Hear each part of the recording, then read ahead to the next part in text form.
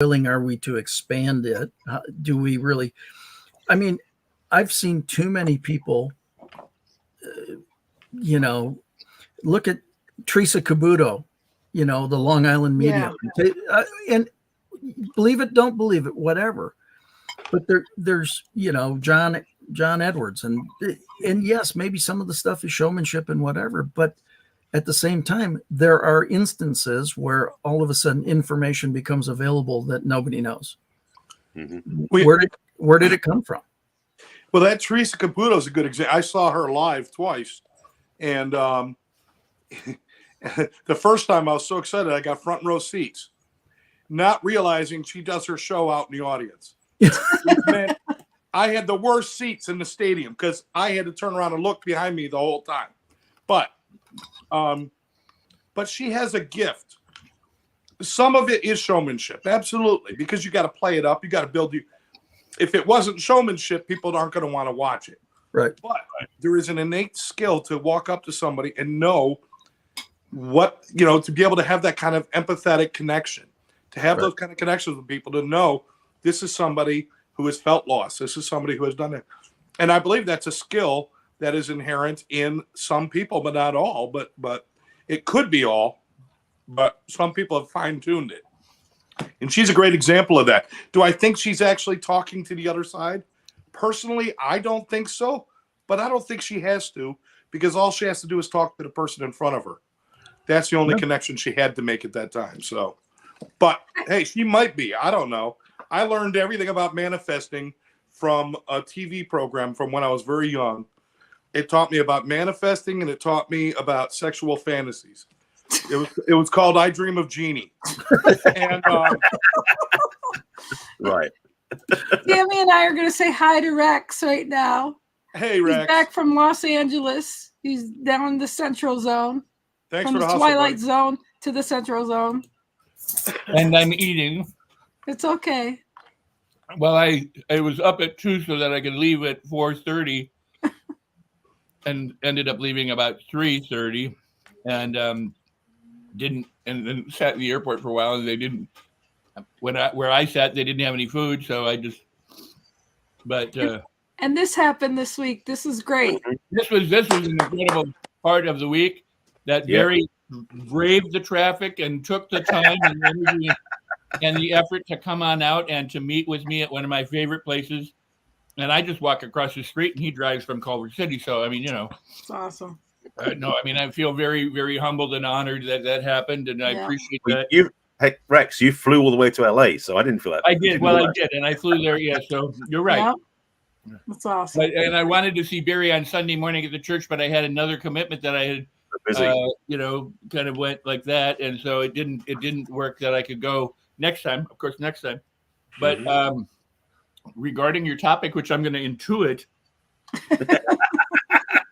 We just did it right there. It's all poppycock, right? It's all poppycock. It's all baldy ash, poppycock, malarkey. It's malarkey, not poppycock. But no, here's the thing. Because something can be faked doesn't mean all things are faked. Mm-hmm. This is the thing that happens with like a magician or somebody who goes, oh, I can spot fraud, so everyone who does this is a fraud. Well, not everyone that does it is a fraud. Not everyone that does it is insincere. Not everyone that does it is genuine. But you know what? And whether she's talking to the dead or talking to herself or talking to God or talking to whatever, I don't give a crap, because there's so many religions and philosophies in the world that have existed through all time. For me to say that one's right and this one's wrong and that one's so if she thinks she's doing it, or if that's her showmanship, or if that's the thing that she's presenting in order to be able to deliver other messages, because some people believe in whatever she's doing, whether she does or not, she can still be a powerful instrument for change. And I'm not just talking about her, but any number of people who are open. We all are channeling when you think about it. Nothing you say, I mean, you don't have to plan most of your words. They just kind of come out of your mouth. So when people tell me they're channeling, I go, yeah, big deal. I mean, I don't say it in your face, but they tell me they're energy healers. So we're all energy. So to say you're an energy healer is kind of redundant. To say you're a healer is redundant, because all of our bodies heal. But they're saying, well, I use energy to help somebody else. Fine, so does a doctor. But so if you're going to say, well, Western medicine or Eastern medicine is better or worse, or a doctor's not spiritual because he's using Western practices, but I'm spiritual because I'm laying on my hands and I'm chanting.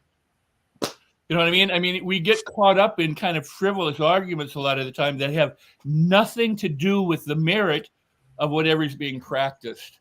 Or the titles, right? They get stuck with the titles. Yeah, you know. Yeah. Hey, I'm wearing my presidential pin. Okay. Congratulations. No, man. What I'm saying is, I got this medal, I got the pin, I got a certificate, I got a letter, I got whole thing.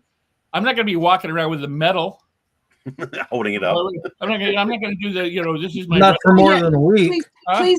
Not for more than a week. Please. I had it on for the ceremony, but I promise you, it wasn't. We went to a restaurant afterwards. I didn't wear it in the restaurant, and they were kind of like, "Oh, we should have all worn our medals." I'm like, Rex, please take a minute and be selfish and be humble at the same time, haha, and give us your official title or your official award title. Well, it was a Presidential Lifetime Achievement Award for volunteering, if I remember right. I mean, I don't remember that, but it was for the baseline was like 4,000 hours in order to qualify. My letter said 5,000 hours, so they missed about 20,000 hours, but that's okay. a presidential award nonetheless. No, I'm very honored, and some people go, I mean, what's amazing is the people that don't like Biden still liked me and said, wow, how cool that is to get acknowledged from somebody that I don't really like. But I mean, they didn't say it that way, but I know who likes who and who doesn't with some of my friends. So if they didn't like Biden, they were just as well. It's a presidential house. No, but I mean, they were just as now. George Bush started this practice in apparently 2003, and it's gone ever since. So it's gone through Republican presidents and Democrat presidents. So, I mean, I'm honored. The people who also got awards, they're honored. We honor each other. And it's not the award. That just happened because somebody decided to acknowledge it. It's the spirit in which all of the people who have received the award or who never will receive award are doing the volunteering and working for the people around them. And it sounds like, oh, what do you do? Do you go? Well, like Barry does a lot of volunteering.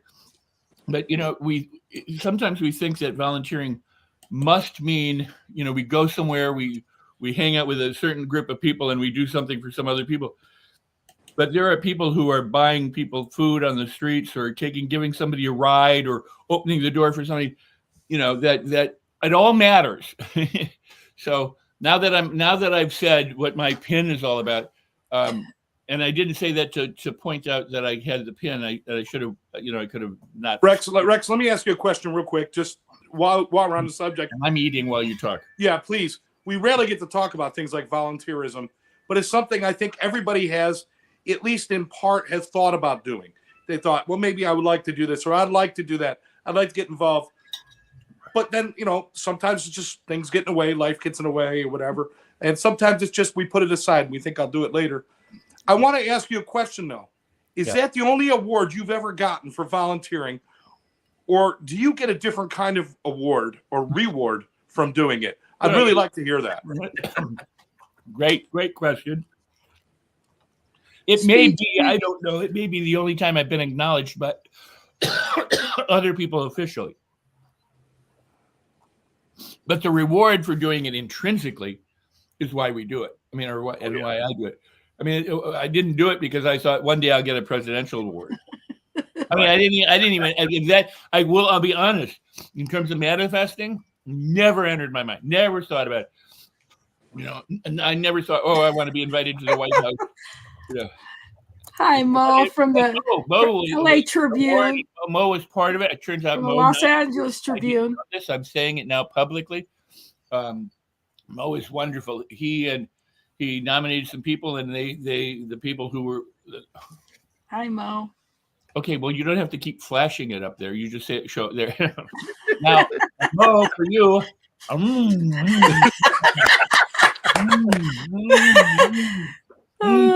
That's what you get. That's what you get. I'm put my mouth full, and the food will fly out and hit the camera. So Rex, again, can you tell people? I mean, I don't think until you experience it, you actually know what it feels like. I don't think anybody goes in and really knows. You might be able to explain it. But wait a second. There are people in the airports who push wheelchairs around. I know because I used one a couple of years ago. And this has haunted me ever since. So they did it, and I thought it was a service provided by the airport that these people were paid to do this. So I said, thank you very much. I don't carry any cash on me when I'm flying, that kind of thing. And they left. They didn't say, well, screw you or anything. They just left. They have a good day and took off. This year, I learned that most of them, that's a job, but they get paid by tips. So I stiffed these two people, and I've thought about it for 2 years now. I go, gee, I wish if I could go back and do anything, I would give these people money. And the way I found out was I was talking to somebody and said, do these people get paid? And some do, apparently, depending on where they are, and get tips, and some work just for the tips. But I would take that job. I would take that job in a heartbeat, paid or not, because you know what? You're walking through the restaurant. See what you did with that flash? No. You're walking through the airport, pushing a weight. I mean, how much healthier could you want to be than to exercise for 5 or 6 or 8 hours, by moving? I'm like, this is, and you're helping people who need help. So don't think that volunteering needs to be official. Just open the door for somebody when they're getting in the car. Help someone across the street. That's volunteering. It's giving of yourself. Let's take the word volunteer out of it, because what it means is to not be paid for your service. You're giving your service, or you're giving your help away. Just help other people. Mm-hmm. That's all you have to do. Put a smile on your face, walk through the world and think, these are my brothers and sisters, all colors, all races, all genders, all pronouncing whatever pronouns they present, whatever. We're all people on a bubble encased, rock, hurtling the sun at 60,000 miles an hour in a universe that's ever expanding and bigger than we could ever imagine. And we're so insignificant, and we think we're so, and we are, but we think we're so insignificant. We think we're so important that we fight with other people, hate other people, hurt other people, exclude other people, when we should just help each other, because we're all we got. Mm-hmm. Yeah. I know some people want to thin that down to just the people they like is all they got. But you know what? If everybody thought like me, I think I would go in a cave and never come out again. Because it's the people who challenge us, the people who think differently than us, the people who do differently, that have different practice. I'm reading my friend's book. And I'm going to shut up, but I'm reading my friend's book. Oh, and I'm set on California time, so it's screwing my head on my computer. But Eric Lee, he's Grandmaster Lee. He's been a teacher of martial arts. I met him in, I'd say 79, but I think it was 77 or 78. We've been friends ever since. And he's very much like us. I mean, I'd love to have him on the show or do a workshop with him. But he's been dedicated his life to martial arts. He's one of the top martial artists in the world. He's known as the king of kata. He's a movie producer, a movie actor, a movie stuntman, a movie choreographer. He also paints and does calligraphy. And now he's taking up singing and playing guitar and music and everything. I mean, he just goes from one thing to another and attempts to make good at mastering for the fun of it. But everything he does has always been to help people. It hasn't been, to be the best at this. It hasn't been to be the best at that. It's like, how do I help people? How do I serve people? And I'm blessed to count him a friend. I haven't seen him in years, and so we, I called him up and said, hey, it's Rex. A lot of people knew me by my middle name. And he goes, hey, how you doing? I said, how did you even remember me? He said, I recognized your voice. And I'm like, okay, cool. But I mean, we got together. He gave me the tour, gave me his book, and I'm reading his book. I love his book. And there's pictures of it on Facebook. I don't have it in front of me, but I would show it. It's a very good book, and we everybody should read it. It's great. And a lot of it has to do with martial arts, but it's that application of the mindset, the spirituality, the emotion, and don't be hard on yourself. Just work and do what you can. So lovely. And I'm surrounded by lovely people right here. Thank you for the acknowledgement and everything. But like I said, the fact that I got the award is monumental in my life, because I'm very honored to get it. But there are people who do far more than me, and they've never gotten an award. So it's very humbling, the whole thing. Wow. Thanks, Rex. We appreciate that. We appreciate what you do and all the things that you do. And yeah, next week, everybody bring a sandwich to the show. Nice. The sloppier, the better. I could turn the camera off. I would normally do that, but No, you're You know fine. what? No, Hey, I can call it my dinner with Rex. Hey, here you go. Before I go any further, I With went Andre. ahead and got Meeting this. with Here William. Oh, you go. There you Yeah. go. And it's not as he says this isn't a self-help book, it's about a journey, and he's an artist in many ways. But it's really, and I'm not, I mean, I've just in the third chapter I started reading it on the plane, and I love it. I love it. And I love him. So, and I love you. So it's Grandmaster Eric Lee. Yeah. There we go. Very cool. All right.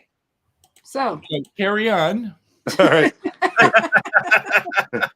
Darlene says she's heading out now to get a sandwich. Great. Now wait a second. Hey Barry, what was it like to meet me? No, I'm kidding. It was all right. Rex has talked about him. Now you can talk about him. At least he had some good food, but no, but I'm really happy that we connected when we were there.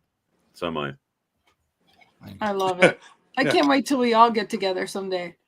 One day. Well, all of us haven't been together, but some of us have. We can manifest that. We will. That's right. Yes. You know, and that's one thing we haven't talked about yet. Manifesting all starts with a thought within us. Mm-hmm. And, you know, and changing your mind to being positive thoughts, you know, and that's what we should all be centering about. And I don't know, I think Barry or Scooter or somebody can take it from there. Well, I started talking about the fact we carry self-critical all the time. So if you want to manifest stuff, it's again, awareness, I said earlier, I'm not going to repeat myself, but what I said basically is definitely is where it starts, is in our thinking, because things don't just happen and we suddenly go, yeah, I just wanted that to happen. It's like, it's usually we just start holding a space. And like Scott was saying earlier too, it's we create it's almost like, and I said this before, actually, I'll use this little story. One of the things I did at my spiritual center that I've been going to for 30 years now, I was one of the spiritual practitioners. We pray for people after service. And I realized very quickly that my prayers for other people would only work to the degree they were open to them. Like I would know for sure they were saved, they were healed, they were what they're working on, you know, got the job, whatever it was. But they come back week after week asking for the same prayers, like something isn't working. But what I got clearly, because I've also got background in spiritual psychology and other things I've done in consciousness work over the years too, is I recognize is that the way I describe it is that when I pray for somebody who's not open, it's like throwing seeds on concrete. Things don't really manifest very well. But if I help them facilitate, work through process, go through some forgiveness work if needed, change their mindset, understand where they're coming from, where they're receptive to the prayer, it's like planting seeds in fertile soil. Manifestation can happen. So my work in the prayer work wasn't so much just to convince them of the truth, it's to help them see the truth for themselves. And sometimes if I could work with them that way, I'd help them facilitate before they got to the prayer. The prayer was almost like confirmation at the end, was to know that what they're actually working with is something they can actually have.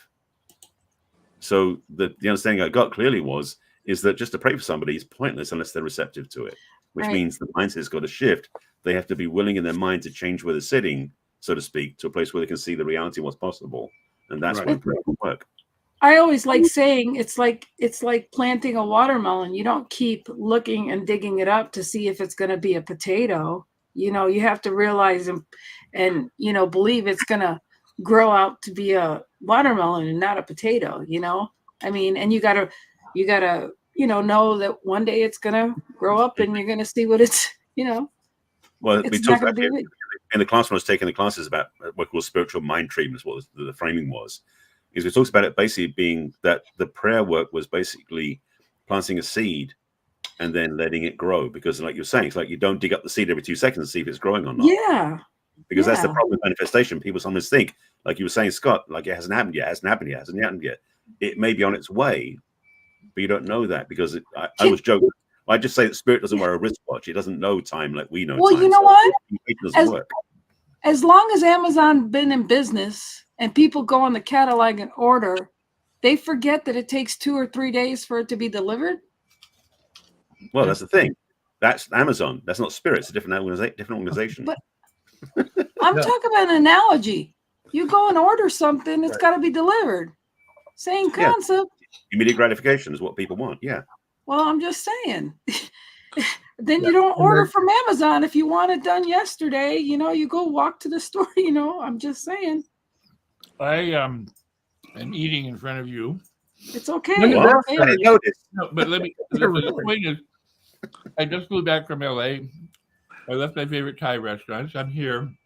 And I go, I could cook. I don't want to. So I can pick up the phone and put in an order somewhere and go pick it up on my way home. So I called one of my favorite Thai restaurants here. So here's what I have. I said, I can be there in about 25 minutes according to the GPS. I said, good. I got there almost exactly on time. I mean, really on time. They had the food ready. I got it. I'm here. I'm eating. It took some time. It took some effort. It took an intention.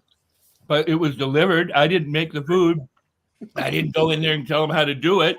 I didn't sit here while I was driving and go, gee, I hope they don't give me a pizza. You know, I mean, what will happen if it's not ready when I get there? Or, my God, what if the place burns down in the meantime and I never get my food? I mean, it would just, you know, and the same thing with manifesting is really a simple process. And people complicate it because they doubt it. They don't believe it. They try to muster up the belief, but they don't actually believe it. Because that Christian scripture that says, ask, believing you shall receive, and you shall receive, means you believe it. If you're trying to pull yourself up by your bootstraps, that's part of the process in learning how to believe it. But Hill will tell you, here's how you develop faith. Here's how you develop certainty. Other practices will too. It's like a martial art. Eric Lee isn't a grandmaster Eric Lee because he did 80,000 different things. Although he is a master of many forms, he had to practice and practice and practice and practice things, devoted, you know, out of his 77 years, probably 65 years to this art. So you can learn to have faith. You can learn to manifest. You can learn to make it easy, you know, but most people won't because they want it. They've seen the movie and they go, well, I want to do that. And it doesn't work. And then they throw in the towel and go, that's a bunch of crap. And that's why earlier, the idea of not everybody who can't do or who does something is a fraud because they do things you can't do. And not everybody who does things that you can't do is legitimate either. So it takes wisdom and discernment to know the difference. And you, by their fruits you shall know them. Usually, yeah. I want to bring this. Okay, go ahead, Lynn. No, And I will not have a closing statement after this. That was it. I was gonna say you got to have patience. You got to believe. You got to have faith. You got to have patience, though, too. You know, if you don't have the patience, it comes with the desire as well. But the desire, you know, has to have patience and believing in what you got to do, because it doesn't just happen. You know, Rome wasn't built in a day. Well, if it was pretty impressive to do. Excellent. Right. So, excuse me. It's okay. I'd like to just we're down to about 12 minutes, 13 minutes left.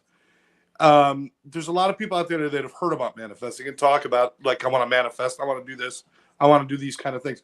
We talk about a lot of these things, and sometimes I think that we forget there's a lot of the general public hears about them, but they don't really put them into practice, so they don't do them, or they want to, but nobody gives them a real simple guide.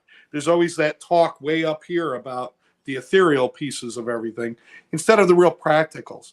So I wanted to know if there's anybody can give some real practical advice about how to maybe shift thinking into a positive, a manifesting type thought. If you have something to share on that, do it. If not, that's fine too.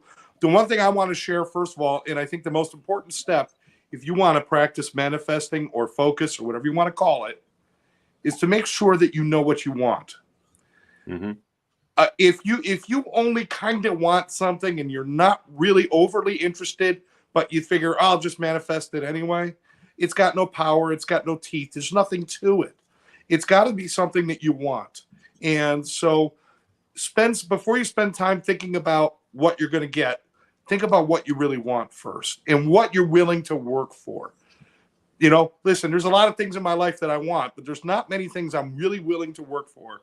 And that is the truth. That is the truth of my existence. I want what Bob has down the street. But Bob had to do a lot of work to get that. I don't want it that bad. So maybe that's not the place. That doesn't need to occupy a space in my life. But there are things that I want that I am willing to work and sweat and try for. And those are the things that I want to put my mindset in my manifesting and put my focus in those areas. And if I keep a positive attitude and keep moving forward, I can get those things. But I think that's the first thing. Anyone else want to share some real just basics of good practices or something like that, just from your own experience or something you've seen? And Scott, can somebody answer this real quick, or wants to answer? I've heard that saying "I want" means you'll always be living in lack. Because when you're saying you want it, means you don't already have it. So you feel like you then live in denial of it. So it's Right. a separation from the thing. So Thank you, that's Barry. the language, the key thing. But I want to say one thing. After I said about the prayer thing, we call it spiritual mind treatment. There was a thing we also said in like a slang in our class.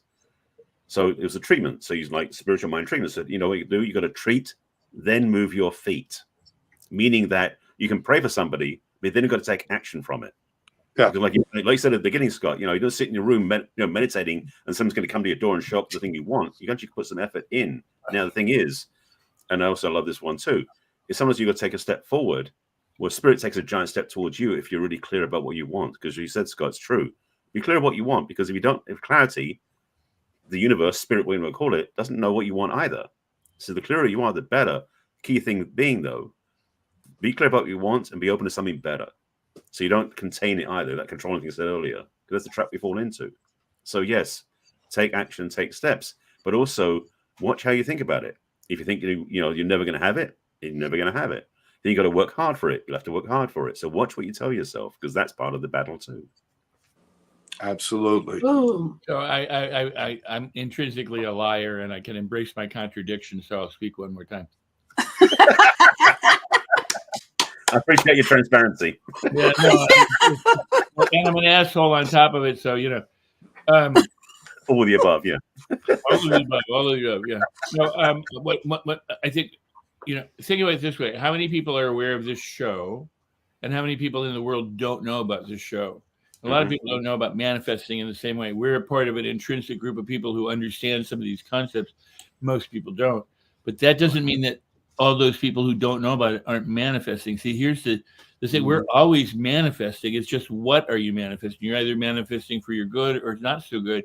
And that's very important for most people to get. But most people who don't know about this show, don't know about manifesting in the same way that you and I understand it or think about it or practice it or whatever. Think about this for a second. I don't really want to be political, but I'm going to be, because I am. And we love you.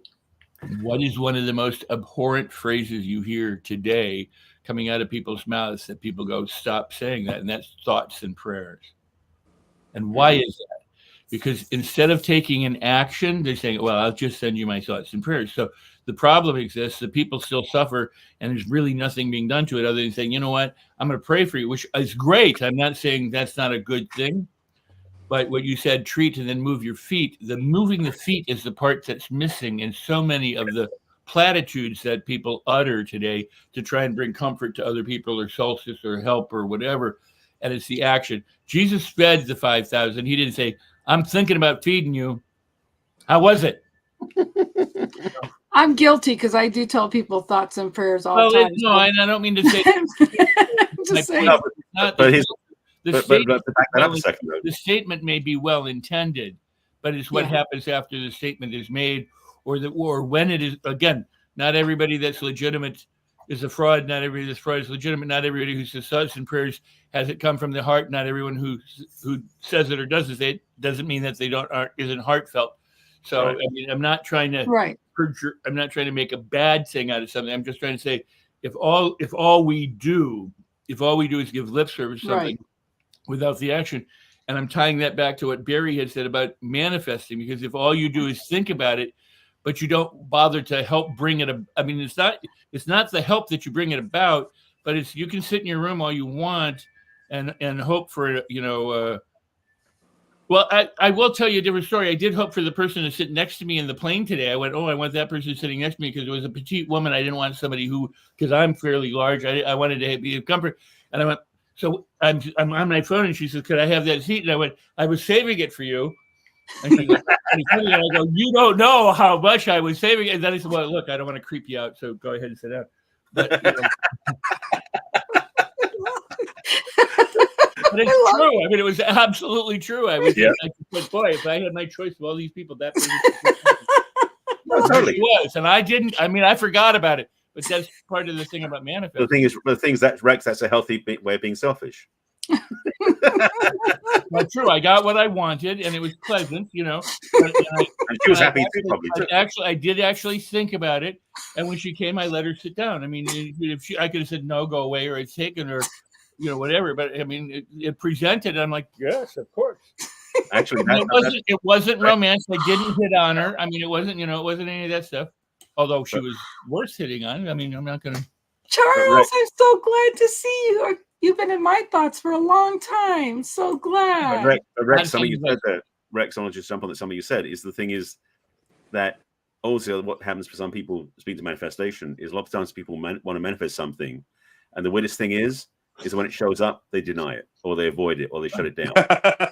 Seriously, because they don't think they're worthy of it. Because they go, "Wow, it showed up. I don't deserve it, or I can't have it, or it's not good enough." Well, that's the other part of making sure you know what you want. Right. Making sure you know what you want. Scott, why don't you kick something in here, buddy, before we run out of time? Well, you were talking about, how to get this. And what kept on coming to me is just simplifying it. Manifesting is setting a path to achieve your intentions. I mean, it's pretty simple. You've got an intention to accomplish something, to do something, to have something, to be something, to whatever. And it's the path that you take toward that. And path toward it means that you have to have movement. You have to take that action and do those things along the way. And so, again, I mean, I think there's a lot of different ways to do it. And you can sit and you can bear down and focus on it, which I don't think is very fun, or you can just kind of feel it and be it. And, again, we talk a lot about being nice to people or smiling or whatever. Just be that, just, you don't have to, there's no particular action you have to take if you be that all the time or as consistently as you can be. So I think manifesting is much the same way. It's just, it's setting that intention and creating that path to allow that to develop and show up. And the reality is whatever you have received, you have deserved because it showed up. So you have earned that in some way, that it's all come together. Anyway, so you don't have to take any particular actions except take action, set the intention, take the action, and be open to it arriving. And, Barry was talking earlier about the parable of the sower. I mean, the more fertile you make the ground, the more the seeds are going to grow. They're not going to grow on rocks. They're not going to grow with thistles. They're not going to grow, with birds of the air stealing them. But, cultivate the ground, cultivate the mind. It's going to be amazing what happens. Absolutely. Guys, it's been a great discussion talking about manifesting. I really love the point that was made. Barry started it. Scott picked up on it. Rex, you kind of put a bow on it about, people, you're already doing this, and what you're drawing to you, you're drawing to you. And being responsible for that is probably, something that's very important. I think it's one of my favorite authors, again, Barry too, Richard Bach, who wrote, everything that is in our life is there because we have drawn it to us, or we have put it there. We have put everything in our lives for a reason. What happens to me doesn't happen to me. It happens partially because of me. And there's always my part. So part of learning about manifesting in the future is about figuring out what I've done in the past. What did I do to bring the things that I don't like? And what did I do to bring the things that I do like, and work on those areas? That's just me. Everybody's going to do this on their own. And you know what? You may look at this and say, this is all bullshit. This is malarkey. This is, it's garbage, whatever. It's fine. It's fine. I will say there's no problem with that. Just be happy, be kind, and do the next right thing. That's all we have to do. Yep. Let's see. Tammy's taking off. Thanks for joining us. Love and hugs to you too, Tammy. Thanks to Tammy. I would propose a topic for next week. Please. Yes. What are you good at manifesting? Oh, People are good at manifesting experiences or money or houses or cars or loved ones. I mean, that's a homework assignment for anybody who watched the show who can put it in the comments below. Yeah. Love it. Yeah. Love it. Yeah, I love that. What are you good at manifesting? Perfect. again, Tammy, Charles, we've had Al with us, and Darlene, and everyone else who has joined in momentarily. Mo, thank you all for joining in and joining us. And remind you, please share this with your friends, subscribe to the channel, and leave your comments. It's very, very important. Important. I've run out of oxygen. I'm done for the night. I love you guys. Thank Lynn, you. Hey, y'all. Thank you. We love. Welcome back. I'm glad you're safe and sound, Rex. We love you. Thank you. And happy birthday to Barry on Thursday. And John, that's not here tonight, we love you and happy birthday to you. Happy birthday, John. Bye. Barry, no, wait, let me. Keeping me. What? I want to say this to Barry. Are we off air or are we? No, not. We're still live. So here's the rule. However old you are, you get to celebrate that many days before your birthday and that many days after your birthday. I'm So gonna be busy. Yeah, that's a whole year, Barry. Oh yes, Getting close, getting close. it's more than a birthday month. if you were 50, you get to celebrate 101 days. Okay. Wow. So you keep the celebration going, Barry. Sounds All good. right. Later, everybody. Keeping me safe and sound.